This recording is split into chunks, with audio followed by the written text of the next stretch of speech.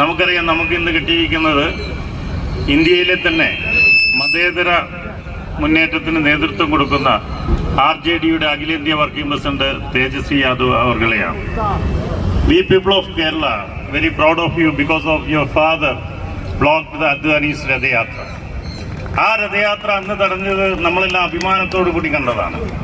അദ്ദേഹത്തിന്റെ മകനെയാണ് നമുക്ക് ഇവിടെ കിട്ടിയത് എന്ന് മതേതരത്വത്തിന്റെ ഏറ്റവും വലിയ ആയുധമാണ് നമ്മൾ കയ്യിൽ എന്നുള്ളത് ഇടതുപക്ഷത്തിന് ശക്തിയേറുന്ന ഘടകമാണ്. അതുകൊണ്ട് ഞാൻ സുദീർഘമായി പ്രസംഗിക്കുന്നില്ല.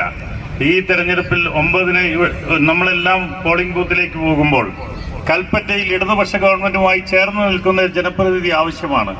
അതിന് നമ്മുടെ ഇടതുപക്ഷ മുന്നണിയുടെ സ്ഥാനാർത്ഥിയായി മത്സരിക്കുന്ന റാന്തൽ അടയാളത്തിൽ മത്സരിക്കുന്ന എന്നെ വിജയിപ്പിക്കണമെന്ന് വിനീതമായി അഭ്യർത്ഥിച്ചുകൊണ്ട്, നിങ്ങൾ എല്ലാവരും സ്ഥാനാർത്ഥികളായിക്കൊണ്ട് ഇനിയുള്ള ദിവസങ്ങളിൽ പ്രവർത്തിക്കണമെന്ന് അഭ്യർത്ഥിച്ചുകൊണ്ട് ഒരു കാര്യം അടിവരയിട്ട് പറയുന്നു. മെയ് 4-ന് ഇവിടെ SKMJയിൽ വോട്ടെണ്ണുമ്പോൾ ഇവിടെ തിളങ്ങുന്നത് റാന്തൽ വിളക്കായിരിക്കുമെന്ന് മാത്രം പറഞ്ഞുകൊണ്ട് ഞാൻ നിർത്തുന്നു. നന്ദി, നമസ്കാരം.